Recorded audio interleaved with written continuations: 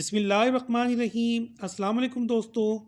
اللہ تعالیٰ نے بہت سی مخلوقات پیدا فرمائی ہیں اور ان میں سے ایک مخلوق یاجوج ماجوج بھی ہیں جن کو جوج ماجوج بھی کہا جاتا ہے۔ یاجوج ماجوج قرب قیامت کی بڑی نشانیوں میں سے ایک نشانی ہے۔ یاجوج ماجوج در حقیقت دو قبیلوں کے نام ہیں جو کہ شیطانی، جنگلی اور غیر انسانی فطرت رکھتے تھے۔ یہ قبیلے تباہی پھیلاتے تھے اور اس علاقے کے رہنے والوں کے لیے مصیبت پیدا کرتے تھے۔ وہ جانوروں کی طرح حرکتیں کرتے تھے، ان کی فصلیں خراب کرتے تھے، ان لوگوں کو مارتے تھے اور علاقے میں تباہی مچاتے تھے۔ ذوالقرنین بادشاہ ان لوگوں کی مدد کے لیے آئے۔ ذوالقرنین کے حوالے سے تاریخی پس منظر کچھ اس طرح ہے کہ حضور اکرم صلی اللہ علیہ وسلم کے دور میں کچھ عرب ایک یہودی عالم کے پاس گئے اور کہا کہ آپ سے ایسا کیا پوچھا جائے کہ آپ صلی اللہ علیہ وسلم کے نبی ہونے کی حقیقت واضح ہو جائے۔ اس یہودی عالم نے 3 سوال بتائے کہ وہ آپ صلی اللہ علیہ وسلم سے جا کر پوچھیں، جس میں پہلا سوال یہ تھا کہ وہ کون سا شخص ہے جو دنیا کے 3 کونوں تک گیا۔ دوسرا سوال یہ تھا کہ اصحاب کہف کون ہیں، اور تیسرا سوال یہ پوچھنے کو کہا کہ روح کی حقیقت کیا ہے۔ اس حوالے سے پہلا سوال جو تھا وہ ہمارا آج کے ٹاپک سے ریلیٹڈ ہے کہ وہ کون سا شخص ہے جو دنیا کے 3 کونوں تک گیا۔ سوال نمبر 2، اصحاب کہف کون ہیں، اس کا ذکر پارہ نمبر 15 سورہ نمبر 18 سورہ الکہف میں اس کا ذکر تفصیل سے موجود ہے۔ سوال نمبر 3، روح کی حقیقت کیا ہے، اس کا ذکر قرآن پاک کے پارہ نمبر 15 سورہ بنی اسرائیل آیت نمبر 85 میں موجود ہے۔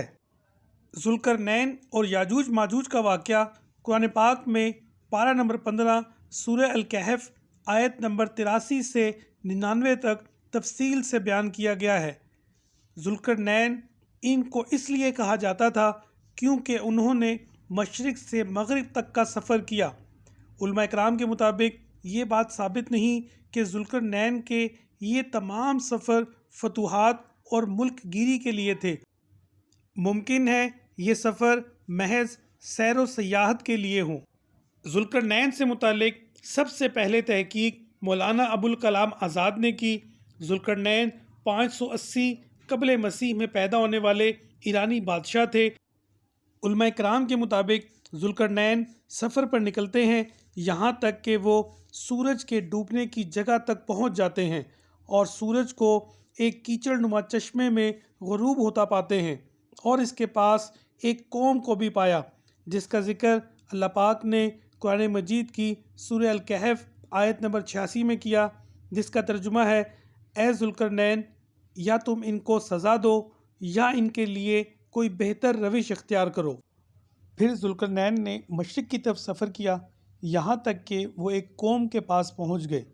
اس قوم اور یاجوج ماجوج کے ملک کے درمیان 2 پہاڑ حائل تھے جن پر چڑھائی ممکن نہ تھی، البتہ دونوں پہاڑوں کے درمیان میں ایک درہ کھلا ہوا تھا جہاں سے یاجوج ماجوج آتے تھے اور ان کو لوٹ مار کر چلے جاتے تھے۔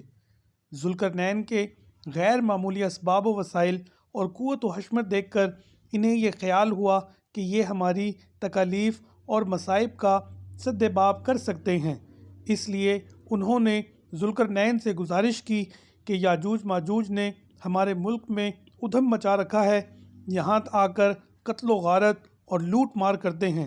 اگر آپ ہمارے اور ان کے درمیان کوئی مضبوط رکاوٹ قائم کر دیں جس سے ہماری حفاظت ہو جائے، اس پر جو کچھ خرچ آئے ہم ادا کرنے کو تیار ہیں، چاہے آپ ٹیکس لگا کر وصول کر لیں۔ ذوالقرنین نے کہا، میرے پاس مال بہت ہے، آپ لوگ مین پاور مہیا کریں اور ہمارے ساتھ محنت کریں۔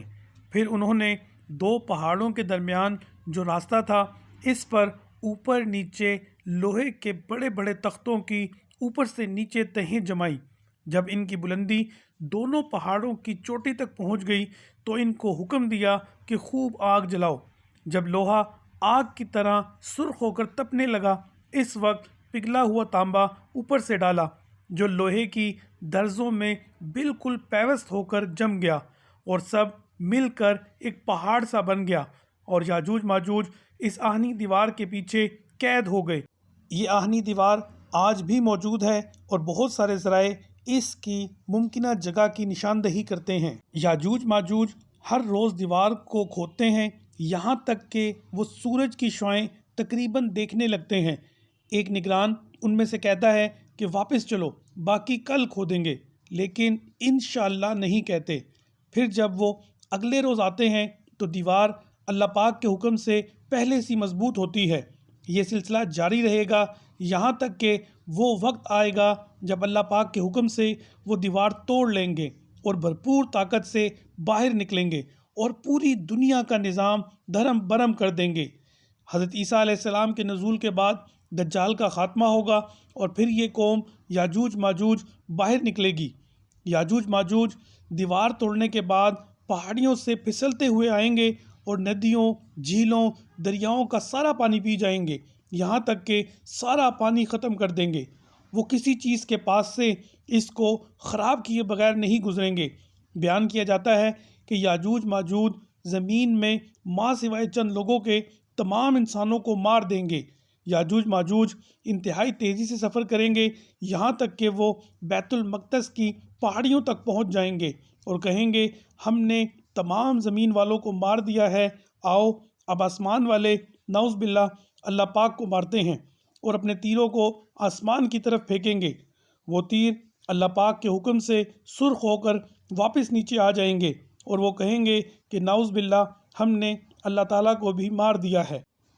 پھر حضرت عیسیٰ علیہ السلام کو اللہ تعالیٰ کی طرف سے حکم ہوگا کہ میرے خاص بندوں کو لے کر طور پر چلے جائیں۔ آخر حضرت عیسیٰ علیہ السلام اللہ پاک کے حضور دعا کریں گے۔ اس کے بعد یاجوج ماجوج پر ایک غیبی وبا مسلط کر دی جائے گی اور وہ سب ایک دم ہلاک ہو جائیں گے۔ پھر آسمان سے بارش برسے گی جو ان کو اٹھا کر سمندر میں پھینک دے گی۔ اب بات کرتے ہیں اس آہنی دیوار کی پاسبل لوکیشن کی۔ یہ دیوار آج بھی موجود ہے اور بہت سارے ذرائع اس کی ممکنہ جگہ کی نشاندہی بھی کرتے ہیں۔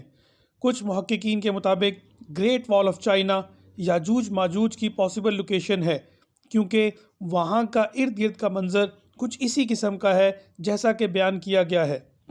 کچھ تاریخ دانوں کے مطابق اس آہنی دیوار کی پاسبل لوکیشن منگولیا اور رشیا کے درمیان کسی جگہ ہے، جبکہ کچھ لوگ کہتے ہیں کہ یاجوج ماجوج کی قوم برمودا ٹرائی اینگل میں ہے، جہاں جدید ٹیکنالوجی ناکام ہو جاتی ہے۔ کچھ اسکالرز اور تاریخ دانوں کے مطابق یاجوج ماجوج کی پاسبل لوکیشن سائبیریا ہے، جبکہ کچھ کے مطابق ہمالیاز ہیں، لیکن حتمی بات یہ ہے کہ یاجوج ماجوج کی ایگزیکٹ لوکیشن صحیح طور پر کسی کو معلوم نہیں ہے اور یہ سٹل ایک مسٹری ہے۔